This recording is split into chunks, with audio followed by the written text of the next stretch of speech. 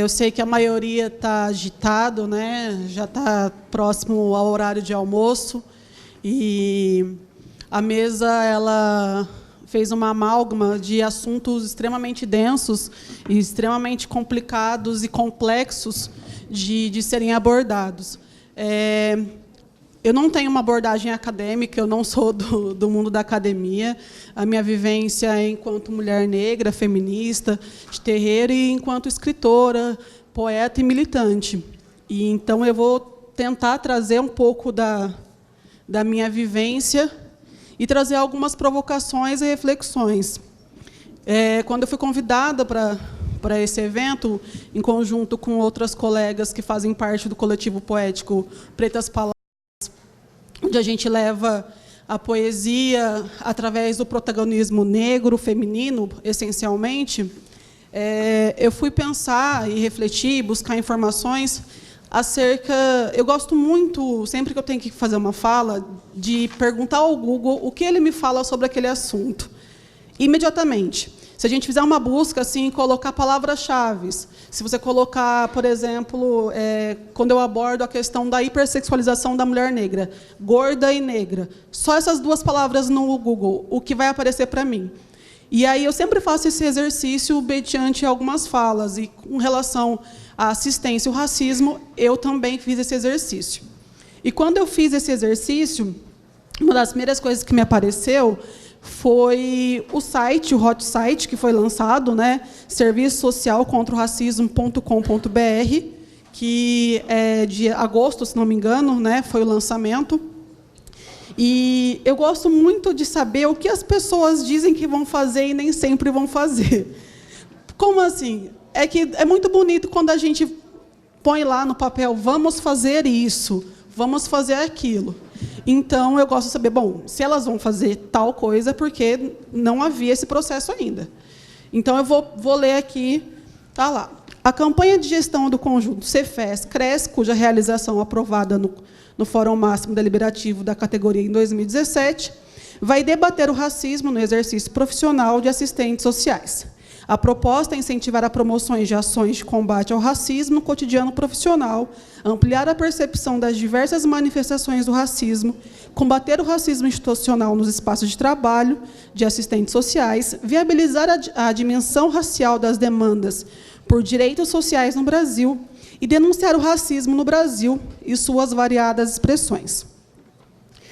Para mim, enquanto não sujeito assistente social, ou seja, eu não pertenço à categoria, é óbvio que o meu olhar ele vem de fora. E, para mim, enquanto mulher negra militante, é óbvio pensar que a assistência social tem como princípio, deveria ter como princípio, esse recorte racial. Porque a gente tem uma realidade social que não faz sentido algum na minha cabeça que não haja esse recorte. Então, eu fui buscar, bom, como assim a gente está começando a falar, começando com muitas aspas, né, pensando de forma mais direta, eficaz, sobre recorte racial na assistência social em 2018. E aí eu fui atrás do Código de Ética, e está lá, né, no 6º princípio, empenho na eliminação de todas as formas de preconceito, incentivando o respeito à diversidade, a participação de grupos socialmente discriminados e a discussão de diferenças. Isso é de 93. Como é que isso é de 93? E, assim como o relato da Pâmela, e acredito que a maioria de que está aqui, quando fez a sua formação na graduação, não teve acesso, como é que a gente tem em 93 esse princípio ético e, em 2018, que a gente está se reunindo para falar sobre isso? Ninguém pensou a respeito disso? É óbvio que já haviam e existem várias pessoas, mas, enquanto categoria, enquanto pensamento social, por que não se fez esse recorte antes? Porque a gente veio falar agora só. E aí, essas minhas provocações, e já deixo claro que não, essas provocações são do âmbito da responsabilidade e não da culpabilização, como colocou a professora Damares, é mais um chamado de a gente pensar Por que que isso começou? A gente está falando isso agora, se está lá em 93. É, no mínimo, estranho se pensar por que que a gente só trouxe isso agora. E aí, também, buscando isso, buscando acerca dessa relação, e aí eu fui pensar como o governo, né, como as instituições governamentais colocam políticas para vocês. Porque, para vocês agirem com recorte racial, além do pensamento crítico individual, há de ter uma estrutura, né? A estrutura do governo ela tem que ser propícia para isso. Do governo, enquanto... O que o governo pensa a respeito de assistência social? Para chegar aqui nos CRAS, nos locais de acolhimento, para que essa política seja exigida por vocês, quando tem o conhecimento dessa política, tem que estar estruturado. Bom, aí eu pensei, o governo, assistência social, pensando ela como uma instituição maior, assim, fala disso?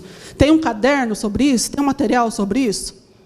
E aí aqui eu pergunto, quem conhece o caderno que saiu em 2016?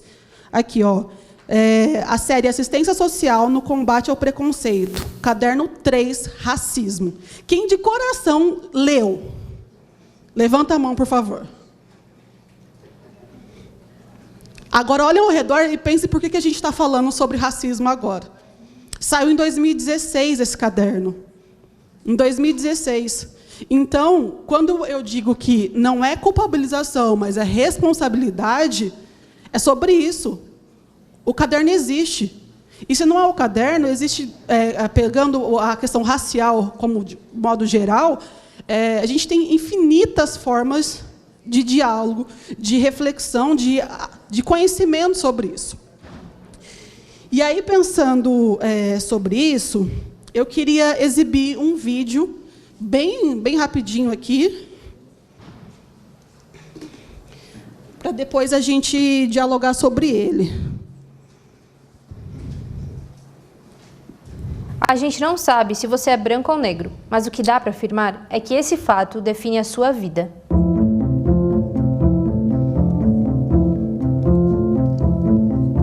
A população negra compõe mais da metade dos brasileiros. Na teoria, significa que os índices deveriam ser divididos proporcionalmente entre negros e brancos. Mas, na prática, isso está longe de acontecer. A educação é um bom exemplo disso. A chance de um negro ser analfabeto é 5 vezes maior que um branco. No outro extremo, somente 1 a cada 4 pessoas com ensino superior é negra. O impacto disso só aumenta quando pensamos fora da sala de aula. 70% das pessoas que vivem em situação de extrema pobreza no nosso país são negras. Pessoas com pele mais clara representam 80% dos brasileiros mais ricos. Isso tudo se reflete diretamente na qualidade de vida. Enquanto 70% dos brancos possuem uma máquina de lavar em casa, mais da metade dos domicílios chefiados por uma pessoa negra não tem um eletrodoméstico. O mesmo vale para a internet. Mais de 50% dos negros não possuem nenhum tipo de acesso à rede. Essa proporção também aparece em quesitos ainda mais essenciais para a vida humana. Quase 40% dos negros que vivem em áreas urbanas não possuem esgoto encanado. E 70% das pessoas que dependem do SUS são negras. A cor da sua pele também determina o seu tempo de vida. Em 10 anos, os homicídios de mulheres brancas caíram, enquanto que de negras aumentaram.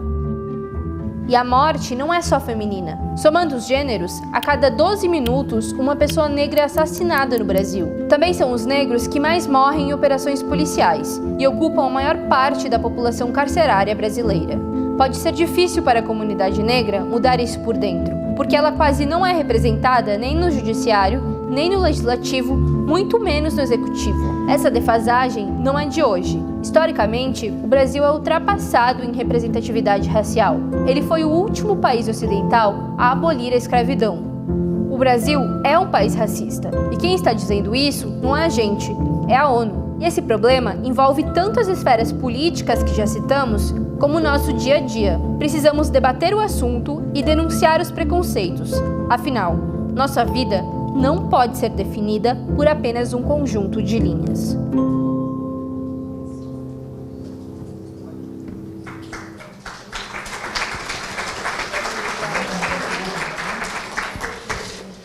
Bom, eu quis trazer esse vídeo porque eu acho que ele traz uma síntese muito boa da realidade socioeconômica com recorte racial no país. Aliás, na minha opinião, não há como fazer estudo socioeconômico, estudo social no Brasil, se a gente não fizer recorte racial. Não faz sentido. E, nesse ponto, eu pergunto, por que a inserção da categoria, né, da questão raça, cor, nos formulários, e aí me desculpem a falta de termos técnicos referentes à especificidade do trabalho da assistência social, mas por que só a partir do ano passado, ou ano retrasado, se não me engano, passou a constar na triagem, nos cadastros, a questão de cor, de raça? Se a gente tem como princípio lá no Código de Ética desde 93, se a gente tem como todos esses dados foram abordados, quantos de vocês lidam com esses dados, com essas realidades, com os assistidos diariamente? E aí a gente nunca abordou sobre a questão racial? Obrigada. Nunca foi abordado? Em que momento não se colocou como primordial, essencial? É uma questão de lógica, de visão, não visão no sentido conceitual. Quantos de vocês trabalham diretamente com a população e veem isso que eu estou falando? Não precisa que eu venha aqui e fale, olha, a maioria da população negligenciada é negra. Vocês passam isso no dia a dia. É que o racismo e a identidade racial, eles foram diluídos numa ideia, como trouxe a doutora Márcia, nessa ideia de democracia racial. Então, vamos só pensar alguns números que o vídeo trouxe. O analfabetismo é 5 vezes maior na população negra. Quantos de vocês se depararam com chefes de família, homens e mulheres, que não sabiam ler e escrever? E aí, até mesmo para instrumentalizar o auxílio que a assistência pode prestar, essa parte é impedida, porque eles não sabem escrever, eles não sabem ler. Então, como é que você vai entregar um panfleto? Então, no mínimo, um impedimento burocrático da aplicação do trabalho da assistência social. Se tem uma implicação aí, bom, eu não posso, então eu vou dialogar, mas a gente sabe muito bem que a quantidade de assistidos é muito maior do que de assistentes sociais. Então, nem sempre você vai poder ir na casa, no ambiente, para informar verbalmente. E aí, o material gráfico, normalmente, cumpre essa função. Quer dizer, não cumpre, porque a gente sabe que é muito diferente uma orientação, né, um acolhimento, um atendimento, do que um papel. Mas mesmo a ideia daquela população ter acesso à informação, ela já foi vetada aí, porque o sujeito não sabe ler e escrever. Ao mesmo tempo, eu vou fazer esse ponto e depois eu retomo ele, a gente tem um estereótipo, um sintomático racista, de que esse estereótipo do analfabetismo, do baixo letramento, ele é vitalício à população negra. Isso faz com que uma escritora como Conceição Evaristo, quando chegou ao hotel, perguntaram para ela se ela sabia escrever o próprio nome. Por que eu trago isso? Para dizer que o racismo, a gente não chega racista na assistência social porque a assistência social é racista. Não, porque a sociedade é racista. E a gente tem que assumir isso. O Brasil tem essa dificuldade, usando de eufemismo aqui, de se assumir racista. Todo mundo conhece um racista, mas não existe racismo no Brasil. É um fenômeno incrível aqui, né? Não, mas tem uma tia minha que fala uns negócios, mas ela não fala, ela tem bom coração. Ela não fala de verdade assim. É que tem gente que morre de verdade nesse princípio de não falar de verdade. E aí, para a gente, no vídeo mostra a questão da máquina de lavar. A gente sabe quanto isso traz uma autonomia ao nosso dia, né? De pensar o nosso dia de maneira diferente. Só que a gente tem a questão, e até isso encontrei no site, está nos cartazes aqui, do saneamento básico. Antes da gente pensar numa máquina de lavar, se ela pode ou não, a gente está falando que as pessoas têm problema com a água que elas vão beber, que vai ser a mesma água que vai ser usada para as suas necessidades. E aí, o quanto isso gera, né? Eu vejo que, muitas vezes, e isso em todas as áreas, a gente trata os danos depois que aconteceu, né? Mas fulano... E aí tem esse estigma, né? O estigma sobre a má higiene sobre a população negra é uma coisa que remonta ao período escravocrata e não acaba. Não acaba. Isso diz respeito à higiene pessoal, né? De falar que o negro fede constantemente, é a negrinha fedida. E aí, eu não preciso dizer a negrinha fedida, mas quando tem aquela menina na sala de aula, eu dialogo bastante com professores, e mesmo com outros assistentes sociais, aquela menina, é melhor ela trocar de roupa, né? Ela é meio... Isso também é racismo. Não é porque você não disse a preta fedorenta, a negrinha fedida, que a sua palavra foi amortecida pela bondade de cuidar daquela criança. Se você fez uma diferença entre ela e a menina branca, que estava brincando igual lá fora, é porque, na sua cabeça, essa questão da higiene para o negro ela é diferente. E quando a doutora Márcia traz a questão da roupa, né, que a Carolina Maria traz, a gente acha que isso é muito distante, né? De que, não, mas naquele tempo... Eu adoro esse naquele tempo. Naquele tempo é um lugar que cabe tudo, né? Naquele tempo era assim. Naquele tempo, isso serve até para trazer, né, extermínio e fascismo. Que naquele tempo era melhor. Eu não sei onde fica aquele tempo, porque naquele tempo lá que vocês falam não era. E nesse tempo também não é. E aí vamos pensar, porque são, como a gente disse, né, são abordagens complexas, coisas complexas sendo tratadas e mistas aqui. Mas eu fiquei pensando, assim, a gente estava falando no atendimento, no olhar do profissional da ciência social. Mas o profissional da ciência social, ele sabe o que é ser negro? Ele se sabe negro de verdade? Levanta a mão para mim, por favor, quem se considera negro?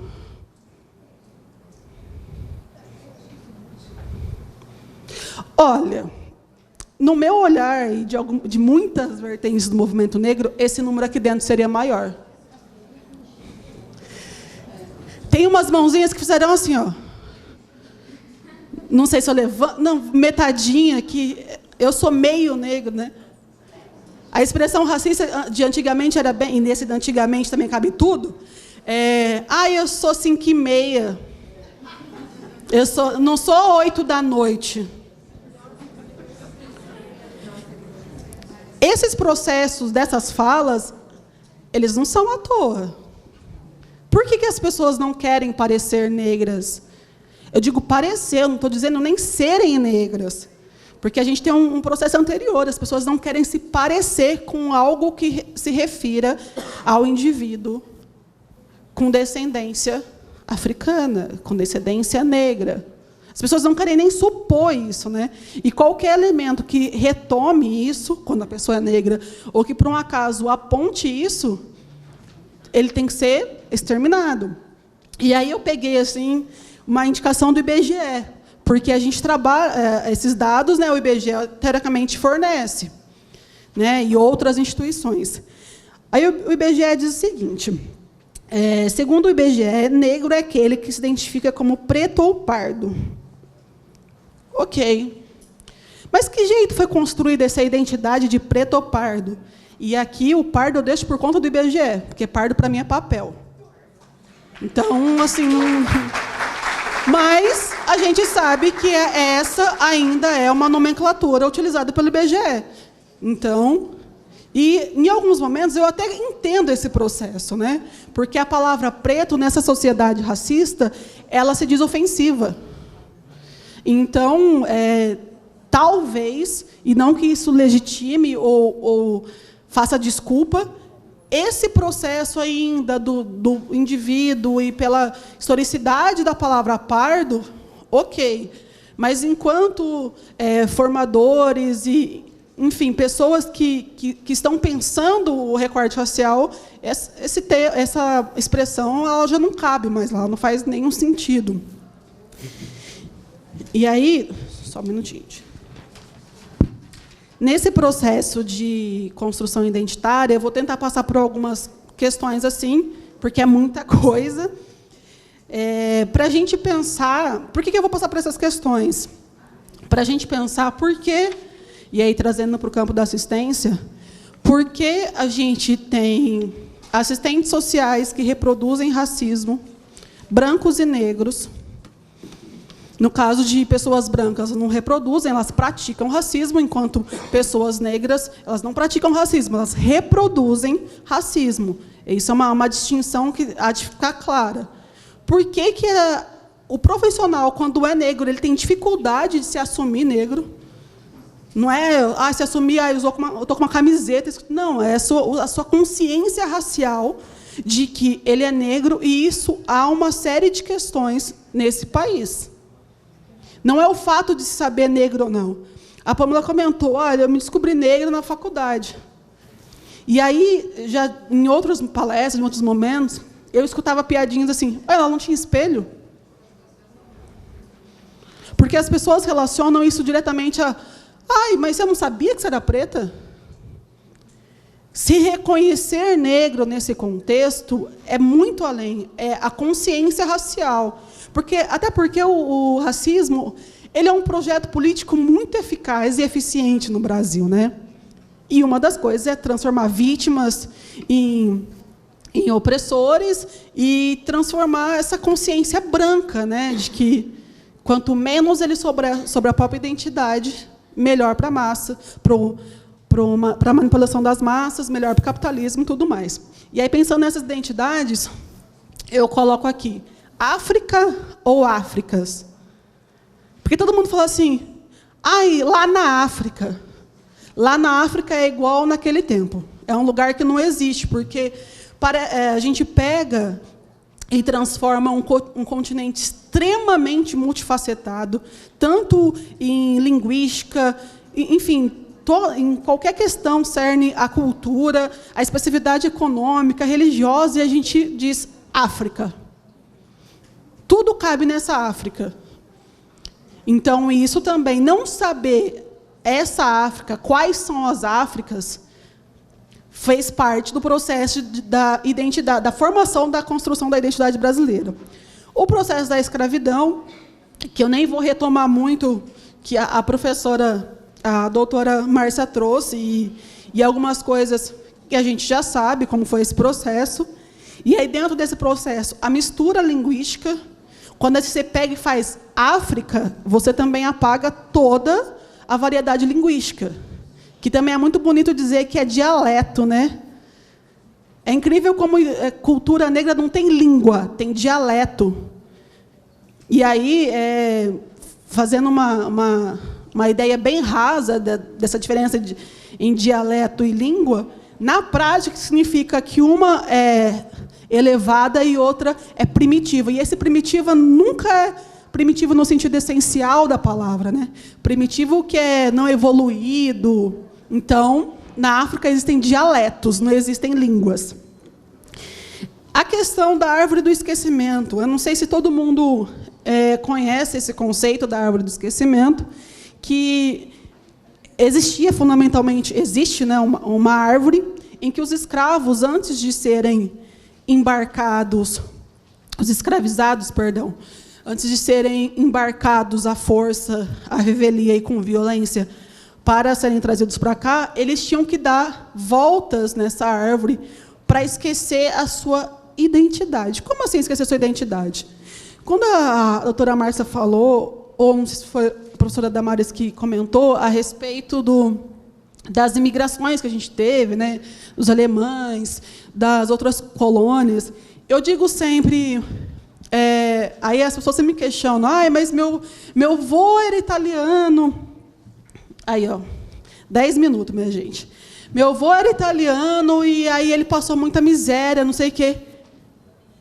Ele trouxe uma malinha, e essa mala não é física, é uma mala mental, que dizia o nome dele, o sobrenome dele, da família inteira dele. Sim, ele trouxe. Ele trouxe a identidade dele enquanto ser humano, o que diferencia a gente dos animais não é a nossa sociabilidade, a nossa cultura. Essa árvore do esquecimento dizia, Maqueda agora se chama Maria. Maqueda não existe. Não é que Maqueda vira Maria. Maqueda não existe mais. Ela é Maria. Esse indivíduo é Maria. E isso apaga toda a questão da identidade dela. E aí a questão do projeto político de embranquecimento, que a doutora Márcia já comentou, e todos os processos de instrumentalização do esvaziamento cultural, criminalização, mais avançando, criminalização da capoeira, por exemplo, do samba. Isso é muito recente, porque as pessoas têm essa mania de achar que isso aconteceu, no período da escravidão. Não, a gente está falando de coisa muito recente, essa criminalização. E as culturas de resistência da população negra seguirem marginalizadas, isso tudo contribui para o afastamento de uma visibilidade, ou melhor, de um momento óbvio de dizer, eu sou negra, fulano é negro. Primeiro porque vem carregada de estereótipos e preconceitos e questões negativas. Então, se nessa sociedade ser negro é a escola que eu vou me reconhecer negro. E tem dentro dessa questão que isso eu acho que impacta muito no trabalho da ciência social, que é o colorismo e a hipersexualização. De modo muito grosseiro, o que é o colorismo? O colorismo faz com que eu, Maiara, uma mulher negra de pele não tão retinta, se eu alisar meu cabelo, se eu cumprir normas do embranquecimento da sociedade, eu tenho uma passabilidade muito maior do que a doutora Márcia, do que a Pamela. Como assim? Elas vão sofrer mais do que eu? Não, o racismo vai dizer que a gente até suporta a Maiara às vezes, mas para suportar a doutora Márcia e a Pamela, aí é mais difícil. Porque aí o cabelo da Maiara faz cacho, e cacho pode ser até legal, porque cacho talvez vai num caminho de liso já. Mas um cabelo 4C, um cabelo crespo de verdade, não. E isso faz diferença naquele processo de pentear ou não pentear o cabelo de uma criança negra. Ninguém nunca...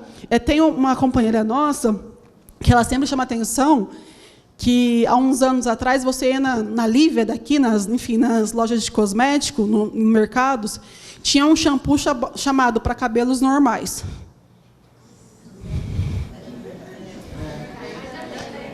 Esse cabelo nunca é o meu, nunca é de qualquer mulher negra aqui.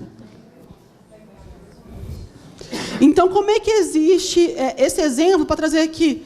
É muito intrínseco, está muito arraigado a questão do racismo na nossa sociedade. Se dizer não racista, enquanto população branca, não existe uma pessoa branca que não seja racista. Mas eu não sou racista. Mas você usufrui de um sistema de privilégios.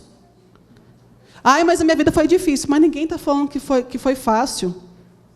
Quando a gente diz a questão e isso também retoma a questão entre racismo e preconceito, eu não estou dizendo que a sua vida, enquanto um indivíduo branco, foi fácil. Eu estou dizendo que a cor, a sua raça, não foi um impedimento para a sua ascensão.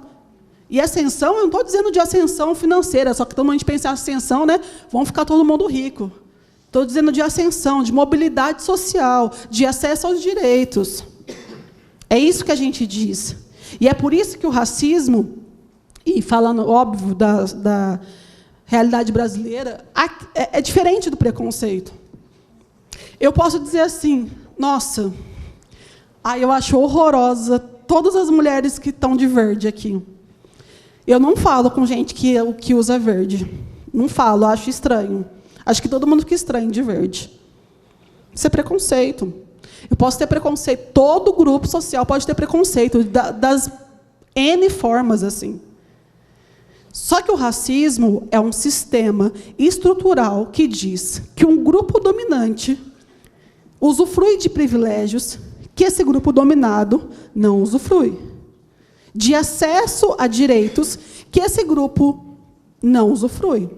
Isso quer dizer que eu estou com minhas guias, eu sou de religiosidade de matriz africana, então faz parte da minha identidade a minha louvação aos meus orixás.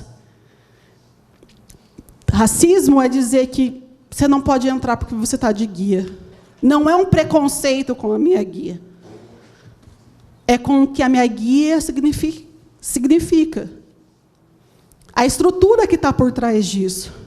Eu odeio todas as pessoas que estão aqui de branco, mas não podem entrar as pretas macumbeiras de turbante. Ou qualquer outra religiosidade que é respeitada, seja por restrições alimentares, seja por não trabalhar aos sábados. Mas Deus me livre, um ambiente de trabalho que eu digo, olha, às sextas-feiras eu só posso usar branco. Porque aí é fetichismo, né? É aquele negócio lá de macumba, sabe aquele negócio lá? E eu acho que engraçado que é um negócio lá que todo mundo conhece. Todo mundo conhece, todo mundo sabe uma coisinha, não sabe nada, na verdade. Todo mundo fala, é demais. Mas todo mundo, em algum momento, procurou a religiosidade afro-brasileira de modo serviços. E assim é visto toda a identidade cultural brasileira, afro-brasileira. A gente serve para servir. Eu sirvo enquanto mulata exportação, e aí o ponto que eu falei da questão da hipersexualização da mulher negra. Será que é normal que a maioria das mulheres que vocês recebem de violência sexual sejam mulheres negras?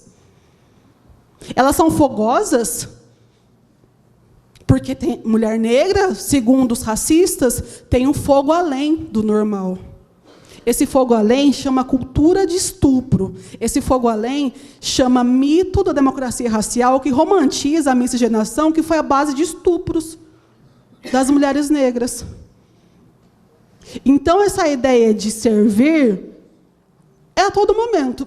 Ou eu sirvo sexualmente, ou a minha